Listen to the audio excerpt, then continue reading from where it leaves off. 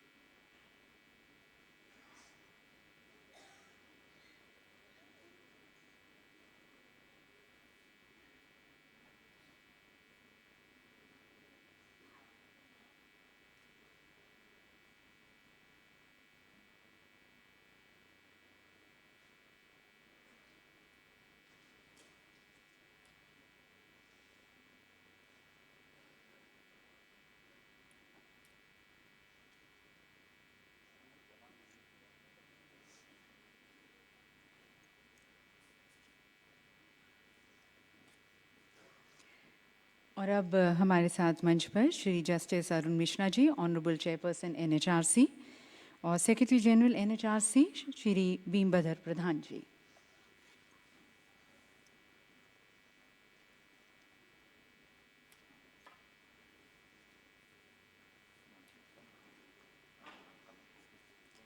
दिव्य सज्जनों, भारत के यशस्वी राष्ट्रपति जी श्री रामनाथ कोविंद जी, माननीय राष्ट्रपति जी का हम सभी सम्मान पूर्वक खड़े होकर उनका स्वागत करते हैं।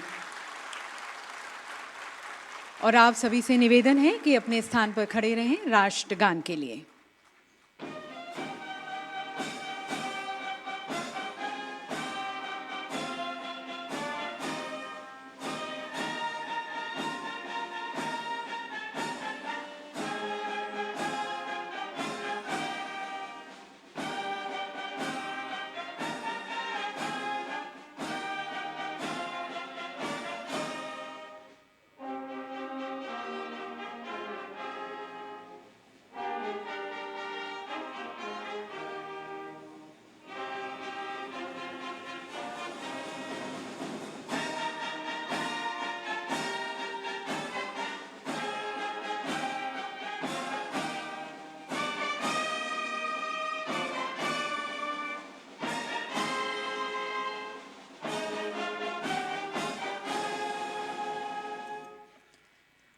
अब मैं माननीय राष्ट्रपति जी से सादर निवेदन करती हूँ कि आज के इस पावन और शुभ दिवस का वह अपने कर कमलों द्वारा उद्घाटन करें, ज्ञान और ज्योति के प्रतीक इस दीप को प्रज्वलित कर।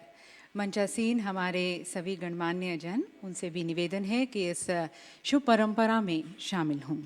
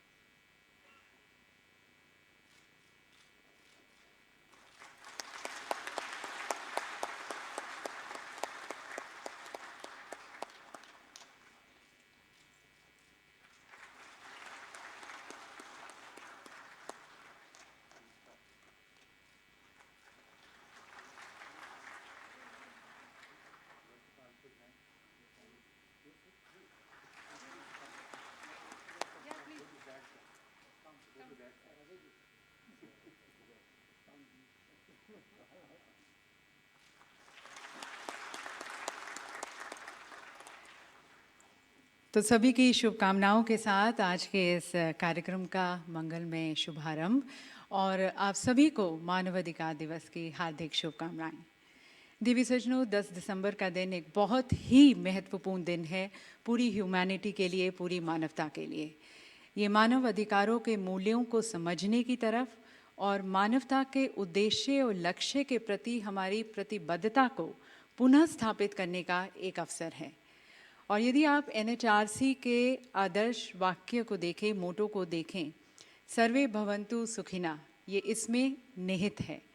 यानी कि सभी लोग सुखी रहें, सभी लोग स्वस्थ रहें, रोग मुक्त हों, सभी का मंगलमय हो। And this, ladies and gentlemen, has been the very guiding principle of NHRC since its very inception.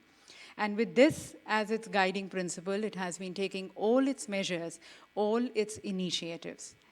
And with the celebrations, the Commission, in fact, sees an opportunity for every individual to introspect and to look forward to his deeds and rights and to ensure that he or she does not become the reason for the violation of human rights. Towards the protection and promotion of human rights, we all work towards. This is the very importance of this day. तो एक बार फिर इसी भावना के साथ, इसी सोच और विचार के साथ हम आप सभी का इस सभागार में स्वागत करते हैं और कमीशन की तरफ से स्वागत करने के लिए मैं आमंत्रित करती हूँ माननीय न्यायमूर्ति श्री अरुण मिश्रा जी को उनके स्वागत संदेश के लिए और साथ साथ आयोग की वार्षिक रिपोर्ट के सिनॉप्सिस पेश करने के लिए।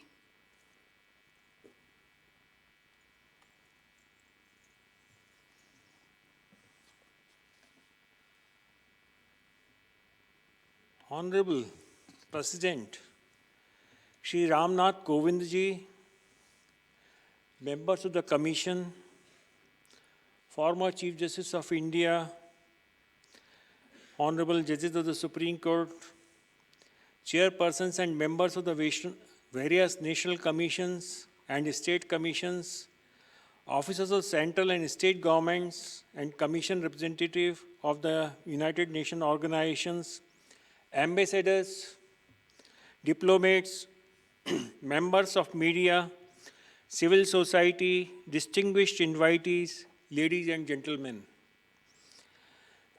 It is indeed my proud privilege to extend a warm welcome to the Honorable President of India, our constitutional head of the country, who is known for his dignity, ethical principles, and great human values. I also feel delighted to welcome all of you and connected with us online. The glorious Human Rights Day is the most auspicious day of our Manav Dharma. The day signifies adoption of the Universal Declaration by members countries of the United Nations in the year 1948. Human rights ethos and values prevailing in Indian culture and traditions have been codified in our Golden Constitution, which also forms part of the Universal Declaration of Human Rights. India is the largest vibrant democracy globally, having unity in diverse religions, cultures, faiths, and languages. There is disparity in political, socio-economic conditions of the nation, and the people call for different solutions. Economic equality, social justice, and participation in governance protect human rights.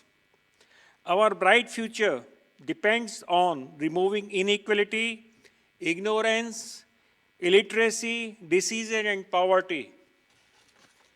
Today is the day for reiterating the message of constructive evolution by stopping the destructive mentality. The task is to prevent violence, combat terrorism and crime. Terrorism violates human rights across the world. Countries are advancing. Terrorism must be held accountable. The world faces challenges caused by growing terrorism, shrinking democratic space, intimidation, reprisals, and complaints of grave violation of gender rights. Aghast is migration problems, issues of refugee, and that of displaced persons. The theme of this year Human Rights Day is equality. All human, all equal. Equality is the essence of human rights. It requires upholding of justice and dignity in every walk of life. We have to provide protective discrimination by providing compensatory justice to those who have suffered injustice and violation of their human rights. The state is bound to provide facilities to reach the minimum standard of health, education, and economic opportunities. Part 4 of the Constitution, containing directory principles of the state policy, is used as a foundation to realize the social economic goal in India and to impart justice to all. There is a need of harmonious balance between the distribution of benefits and distributive justice. We need to strive to fulfill vulnerable sections' legitimate rights and aspirations by ameliorating measures. Each individual must share power, material resources, and opportunities. We have to eliminate discrimination based on gender, disability, and aging. We have to make weaker stronger and remove barriers in the path of achieving a harmonious society.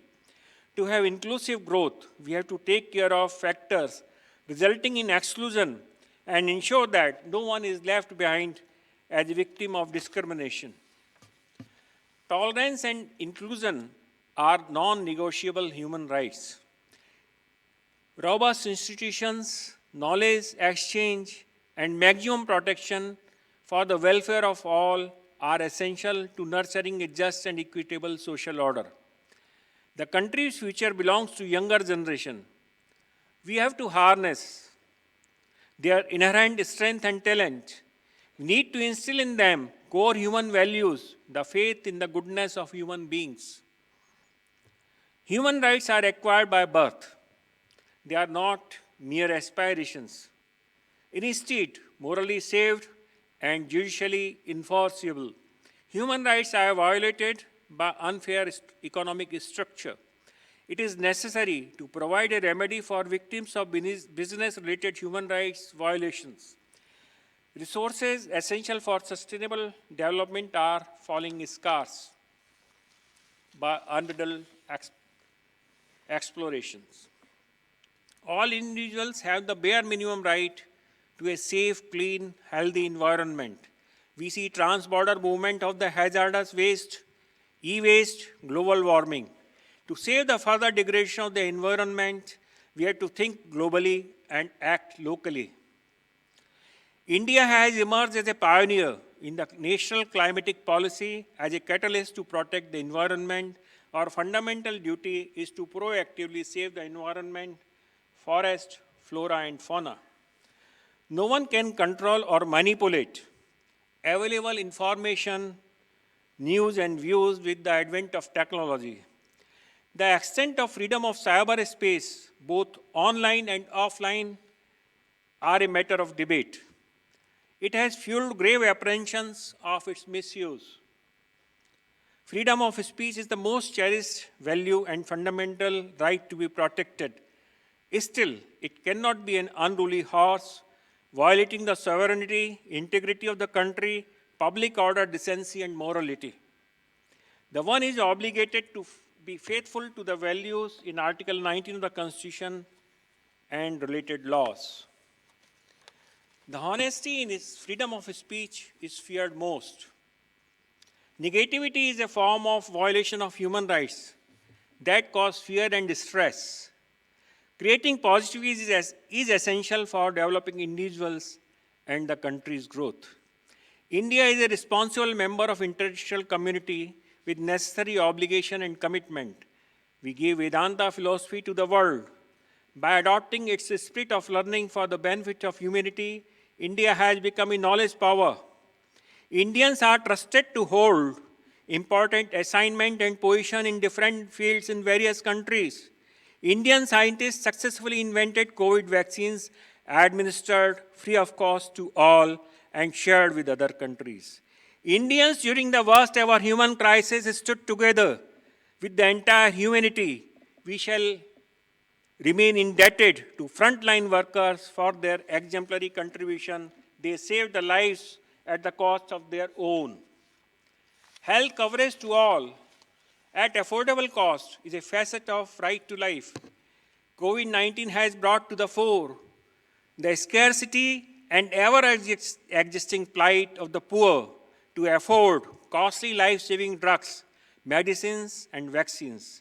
In this scenario, the right of patent holders must succumb to the right of life. Prompt collective action by various countries is needed in current times. The recovery process from shock of pandemic is an opportunity to set stage at the global level for more inclusive, equitable, and friendly world anchored in human rights. We have to ensure that everyone is able to reap the fruits of one's hard work. Small vendors do not starve, no infringement of civil liberties takes place. As is necessary concomitant to meet challenge caused by the COVID, health infrastructure expanded. Technology helped the world stand together.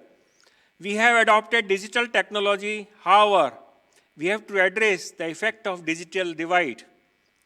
Justice is a source of peaceful society. Due to delayed justice, people take the law into their own hands. The rule of law requires delivery of speedy justice. We must avoid imprisonment of a suspect without trial. There is no room for fake encounters. The government is accountable to its people. The commissions ensure that officers of the state observe human rights responsibilities. The laws and policies framed for welfare are duly followed and not rendered mockery. The functioning of the Commission is of bridging the gaps, ironing out the creases, and helping in good governance by providing motions. The Commission has adopted complete online system of complaint management. It received approximately 98,000 complaints and decided 95,000 of them this year. The Commission launched its Twitter handle in 1920, having 31,000 followers. Commission has at its disposal a pool of high-level experts in core groups. Its research wing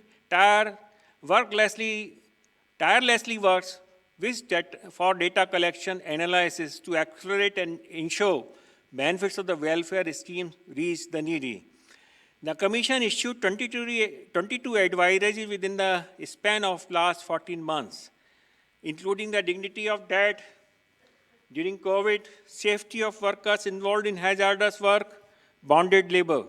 Priority concerns are civil liberties, the right to food, water, health, migrants, human trafficking, prisons, and shelter. The Commission communication strategy includes disseminating human rights information and education wide and vast. The Commission sponsored more than 50 research projects on human rights issues. It held various conferences, meetings, and webinars. We conducted 5 online internship programs for 500 university students, 19 online workshops with Nehru Yuva Kendra Sangathan and NSS. Also held competition on short films of human rights with 190 entries this year. The Commission has its dedicated investigation team headed by Director General of the Police. The Commission recommends monetary compensation and punitive action in any violation of human rights. Civil society, human rights defenders, and media play a crucial role in advancing human rights. We look for their cooperation, which is valuable to fulfill our place. There is a need to provide them with protective umbrella from victimization. Commission holds a prominent position at global forums. Member of GANARE International Association, founder of Asia Pacific Forum, and made its presence felt on various international platforms. Advancement and protection of human rights is our pious duty. But we have to remember, advocacy of human rights should not be a monopoly of few. It is a duty of all. We are at a threshold of a better future. There is no room for complacency. On this momentous occasion, let us pledge to rededicate ourselves to work relentlessly to ensure a life of meaning and dignity to everyone, to create a just and equitable society, to make the planet Earth a beautiful world, to protect and promote human dignity and inviolable rights of all. We have to wipe tears from every eye by upholding the principles and ideals enshrined in our Constitution and Universal Declaration of Human Rights. That will be our gratitude to the humanity, and that will truly fulfill the purpose of celebrating Human Rights Day. I am reminded of a poem by Tagore.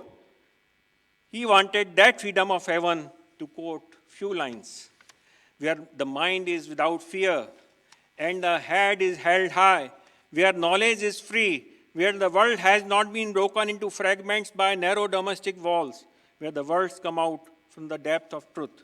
I will be failing in my duty if I fail to remember and with reverence the contribution of late General Bipin Rawat. He has established he was a great human rights champion. He established human rights cell at the directorate level in the armed forces. He was always associated with the Human Rights Commission, delivered several lectures. We remember, the country will always remember him, will not forget him, will not forget you, General, for your contribution. We salute you. Jai Hind, Jai Bharat. Thank you.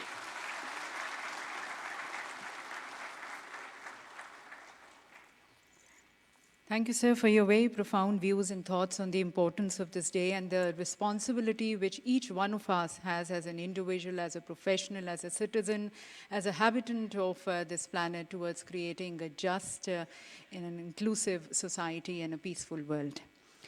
And ladies and gentlemen, we are really happy to inform you that we have received the message from the United Nations Secretary General, Mr. Antonio Guterres.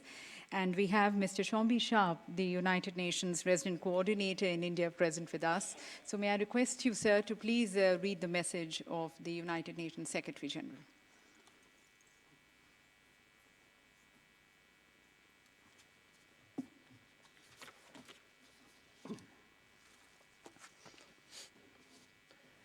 Your Excellency, Honorable President of India, Shri Ramnath Kovind, Honorable Chairperson of the National Human Rights Commission, Justice Arun Mishra, Secretary General of the Human Rights Commission, Shri Bimbadar Pradhan, esteemed members of the Commission, representatives of government, of civil society, of my international community colleagues, distinguished guests, ladies and gentlemen. As the newly accredited representative of the United Nations in India, on behalf of the United Nations Secretary General and the UN agencies which have the honor to serve India, it is my privilege, great privilege, to be here today to join you in the observance of Human Rights Day.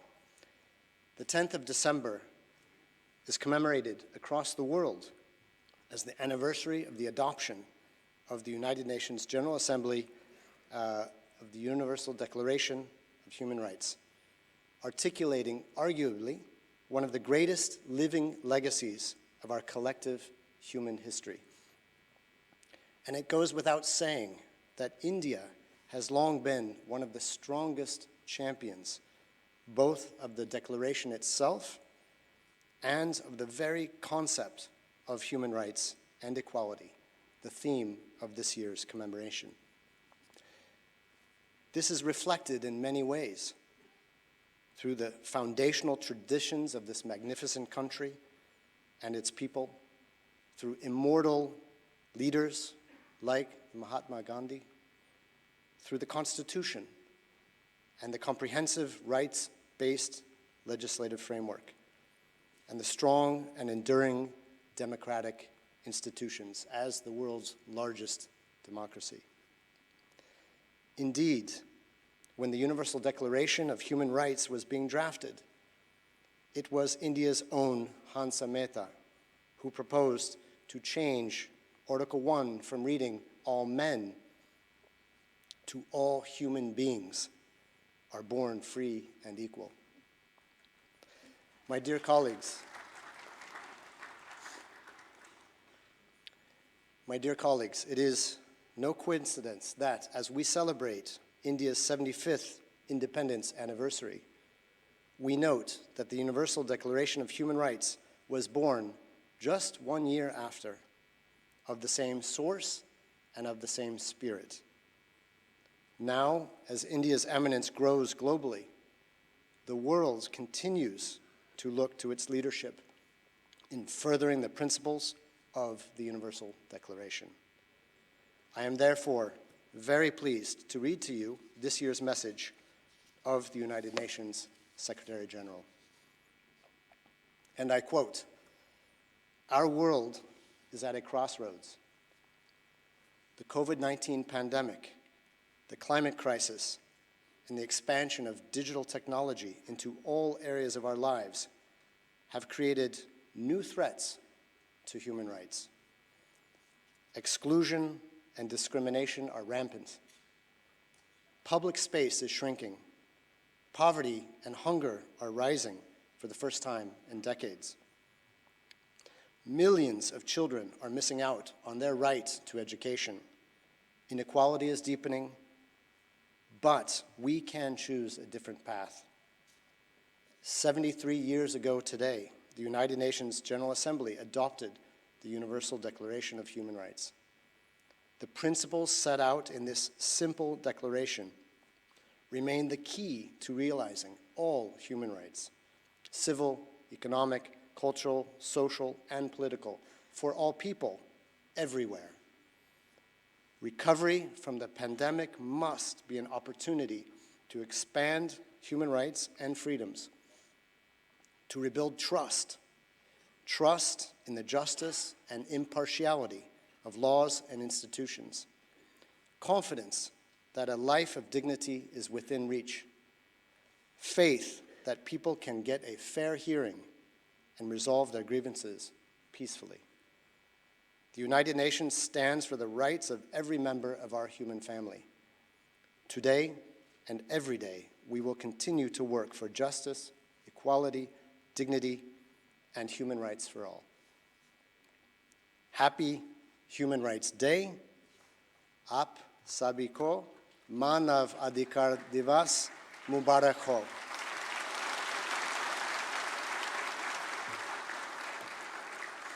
Bahut धन्यवाद।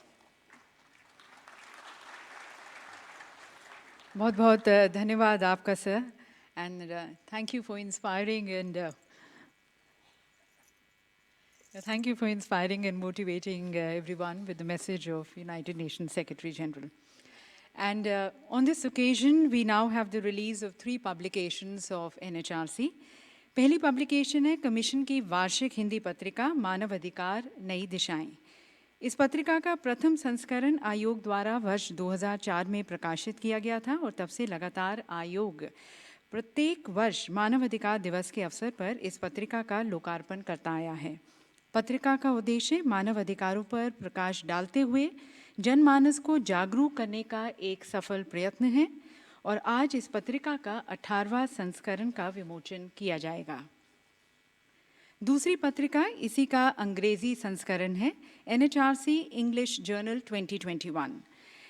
Its first publication was in 2002, and this, ladies and gentlemen, is one of the significant human rights journal giving an insight into the contemporary issues concerning all rights impacting on the people of this country. The journal is devoted to cover the gamut of human rights issues from the legal, theoretical perspective on the ground realities. And the third book which is going to be released is Women Rights in India. This is an analytical study of the United Nations Convention on the Elimination of All Forms of Discrimination Against Women vis-a-vis the Indian Constitution, legislation, schemes, policies, and judgments. और अब मैं माननीय न्यायमूर्ति श्री अरुण मिश्रा जी से निवेदन करती हूँ कि इन तीनों पत्रिकाओं का विमोचन करने के लिए और इसकी पहली प्रति फिर माननीय राष्ट्रपति जी को भेंट करने के लिए।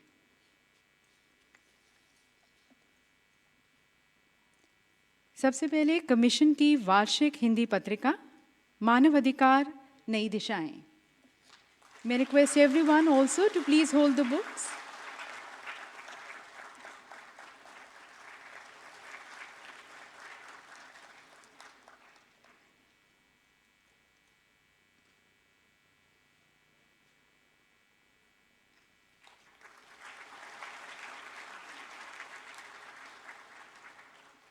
और अब NHRC इंग्लिश जर्नल 2021।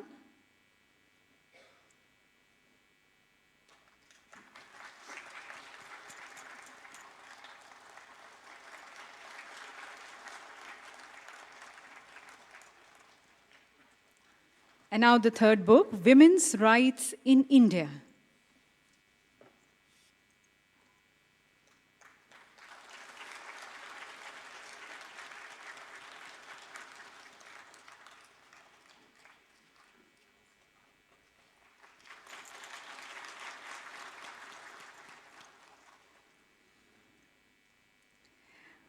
और अब मैं सभी की तरफ से माननीय राष्ट्रपति जी से करबद्ध निवेदन करती हूँ, हम सभी के मार्गदर्शन हेतु अपने विचारों से हमें अनुग्रहित करने के लिए।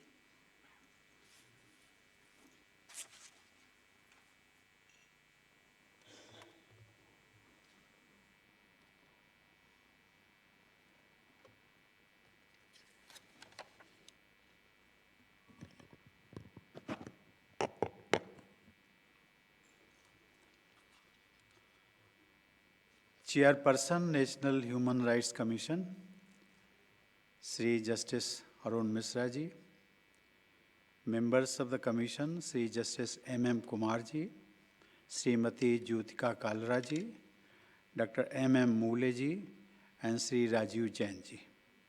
Secretary General, Sri Bimbadhar Pradhan ji, UN Resident Coordinator, Mr. Soumi Sharp ji, distinguished guests, ladies and gentlemen, I am delighted to be here among you to celebrate the 73rd Human Rights Day. On this day in 1948, the United Nations General Assembly adopted the Universal Declaration of Human Rights. On that day, we can confidently say humankind accomplished a higher stage in its moral evolution. The Declaration spells out a series of rights and freedoms every single human being is entitled to. These are inalienable rights, dependent solely on the fact that each person belongs to humanity, irrespective of ethnicity, gender, nationality, religion, language, and other divisions. With the declaration, the global community made a formal recognition of basic human dignity, though it has been part of our spiritual traditions for millennia. The committee that drafted the Universal Declaration of Human Rights included representatives from around the world, including India. As you know, it was Hansaben Mehta, a freedom fighter and a disciple of Mahatma Gandhi, who made a highly significant contribution in rephrasing the draft preamble of the Declaration. Ladies and gentlemen, the Universal Declaration was an outcome of a human rights movement prompted by the Second World War. In India, meanwhile, it was the colonial rule that had prompted the demand for basic rights much earlier in our freedom struggle. It was way back in 1895 that the Swaraj Bill articulated human rights or fundamental rights in modern legal language as part of its vision of a constitution for India.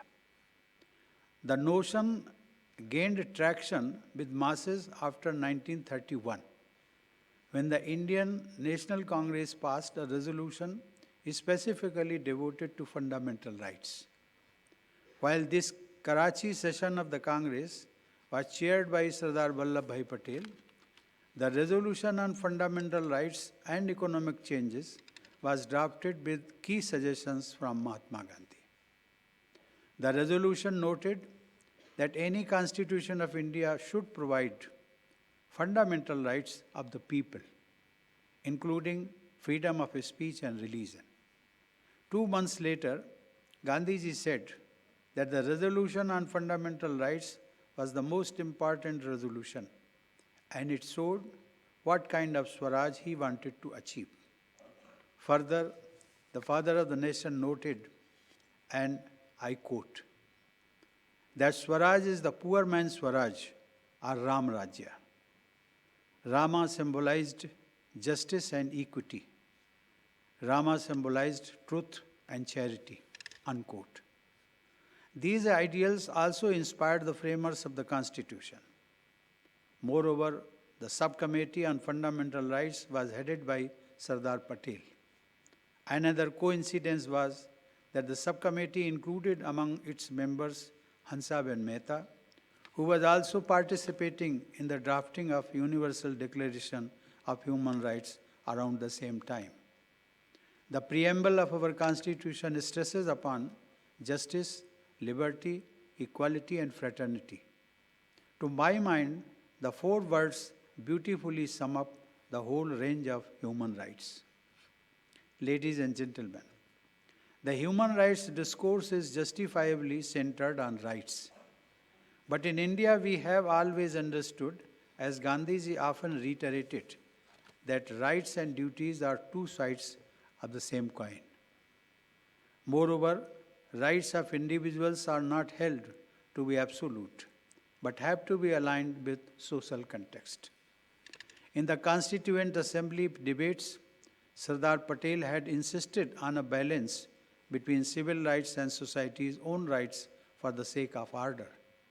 Dr. B.R. Ambedkar, the chief architect of the Constitution, was also of the same mind.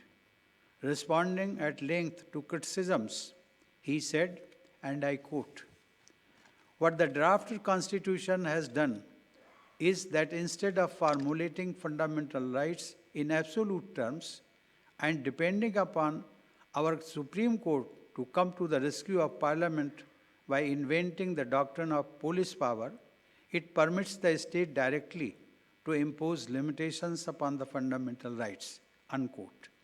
It is this delicate balancing that has ensured the middle path for the Republic. Ladies and gentlemen, the theme of this year's Human Rights Day is equality. Article 1 of the Universal Declaration states, "All human beings are born free and equal in dignity and rights." Equality is the very soul of human rights. While non-discrimination is the first condition for absolute respect for human dignity, the world is beset with countless prejudices. They unfortunately hinder the full realization of individuals' potential and thus are not in the interest of society as a whole. Human Rights Day is the ideal occasion for us to ponder collectively and find ways to overcome such prejudices that only hinder the progress of humanity. On this day, the world should also debate and discuss the right to a healthy environment and climate justice. The degradation of nature is leading to irreversible changes in climate, and we are already witnessing its harmful impact.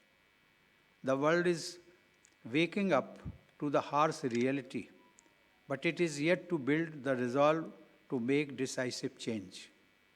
We owe it to our children that we save Mother Nature from the worst effects of industrialization. The time is running out. I am glad that India has taken initiatives at home as well as at the recently held Global Climate Conference, which will go a long way in restoring the health of the planet. Especially commendable is India's leadership in the International Solar Alliance and a series of measures to promote green energy. Ladies and gentlemen, the humanity is grappling with the worst pandemic in the history. While the pandemic is not yet over, and the virus seems to be one step ahead of humankind, The world has so far responded to it by placing our trust in science and in global partnership.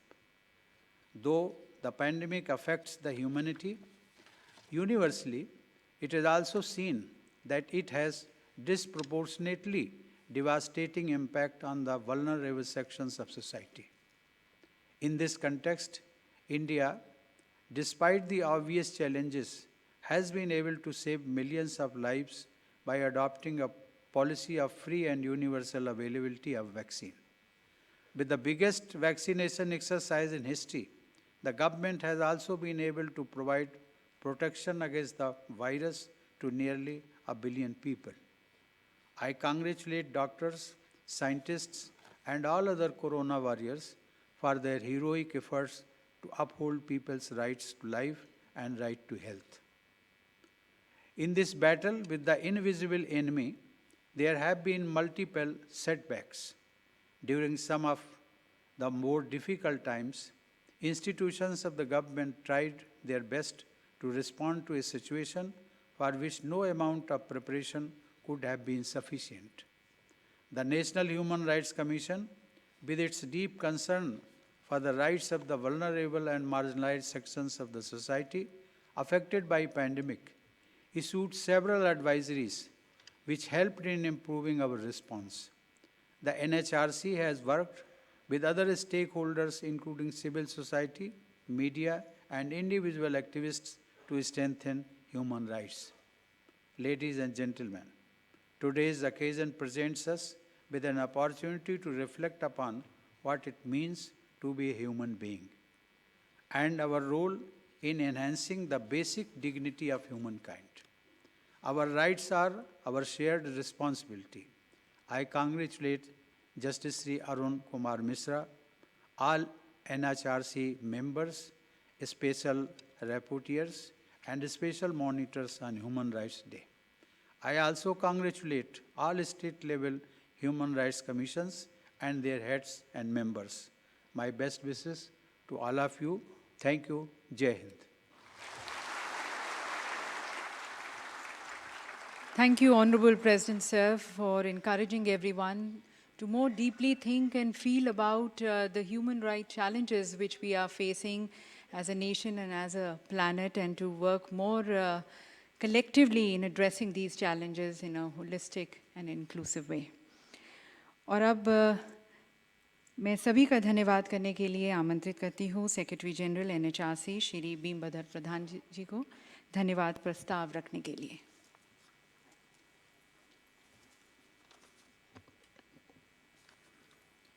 The chief guest of this morning, His Excellency, President of India, Sri Ramnath Kovind ji, Chairperson of the National Human Rights Commission, Justice Arun Misra ji, members of the Commission, UN Resident Coordinator in India, Mr. Sambi Sharp ji, distinguished invitees, ladies and gentlemen.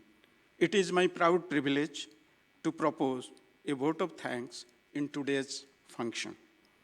Our democratic polity, with an independent and impartial judiciary, free and independent press, a vibrant civil society, and an autonomous National Human Rights Commission, provide the requisite framework for the promotion and protection of human rights.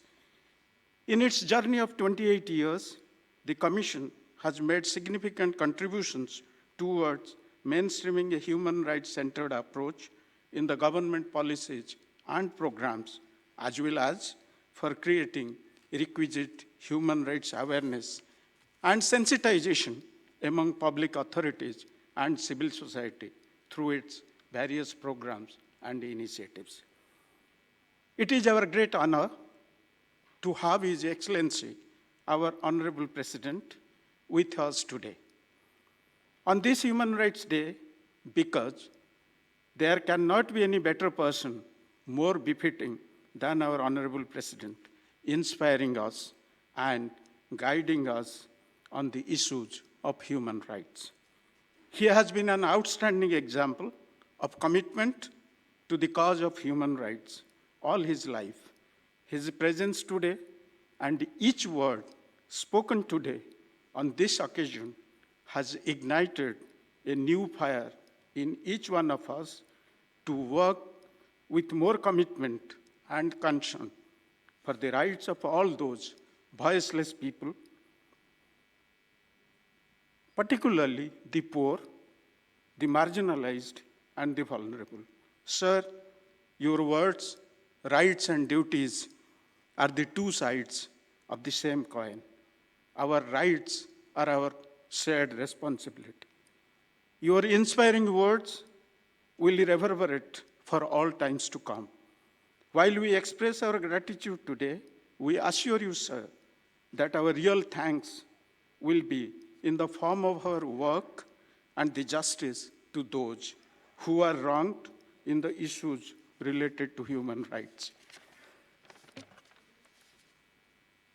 Your Excellency, if I am permitted to quote from your book, The Republican Ethics, Volume 2, and I quote, "We are Gandhiji's children. We dream for all humanity, even when we walk alone. The Mahatma gave us a talisman to judge any policy and any action to assess if the proposed action would enhance the life, dignity, and destiny of the poorest person we had met.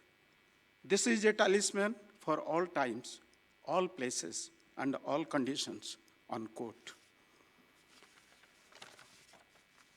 On behalf of the Commission, I express my heartfelt gratitude to His Excellency, the President of India, for having accepted our invitation to be the chief guest in today's function. I also thank the United Nations Resident Coordinator in India, Mr. Sambi Saab, for having graced the function and delivered the message of the United Nations Secretary General. Today and every day, we will continue to work for dignity and human rights for all. Thank you, sir. I take this opportunity to express my gratitude to former judges of the Supreme Court, chairpersons and members of the sister commissions, state human rights commissions, members of the civil society, NGOs, and human rights defenders for having participated in today's celebration. Our special thanks to the diplomats who have taken out their time from their busy schedule to be part of this event. I will be failing in my duty if I do not thank the Honorable Chairperson of the National Human Rights Commission, Justice Arun Mishra ji, and members of the Commission who have been guiding from the beginning for this event. The members of electronic and print media deserve my special gratitude. Last but not the least,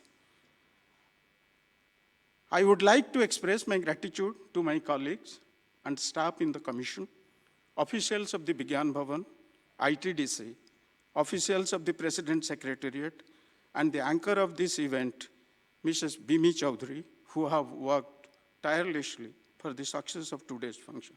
Your Excellency, once again, we express our deepest gratitude for having accepted our invitation and blessed all of us by your presence despite your Excellency's busy schedule. Happy Human Rights Day. Jai Hind.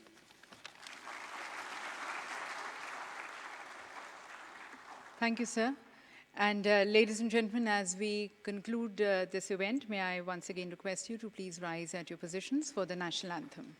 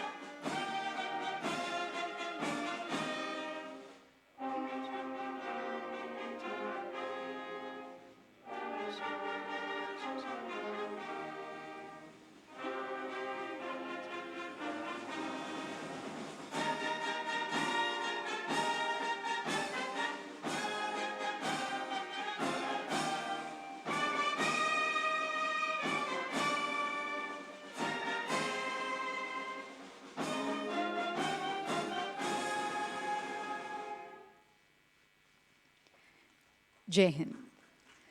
Once again, our very humble thanks to our Honorable President, Shri Ramnath Kovind ji, for gracing the occasion. In fact, dignifying and magnifying this event with his presence.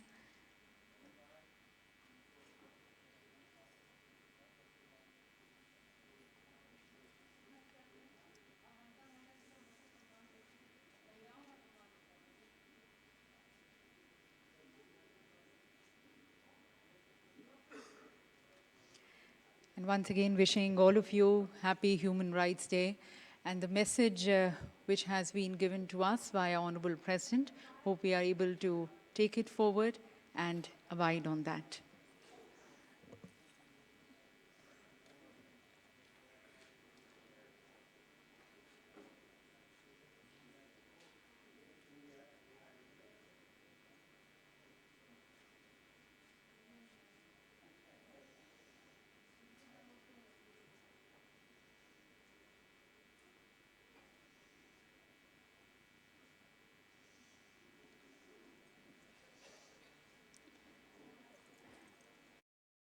Once again to Mr. Shombi Sharp, thank you, sir, for joining us today and for the message from the Secretary General. Thank you to all of you, ladies and gentlemen, and now inviting you all to please join us for tea outside. आप सभी का एक बार पुनः बहुत बहुत धन्यवाद. सभी को एक बार फिर से मानवाधिकार दिवस की शुभकामनाएं और सभी से निवेदन कि बाहर चाय की व्यवस्था की गई है, प्लीज़ चाय पीकर जाएं. धन्यवाद.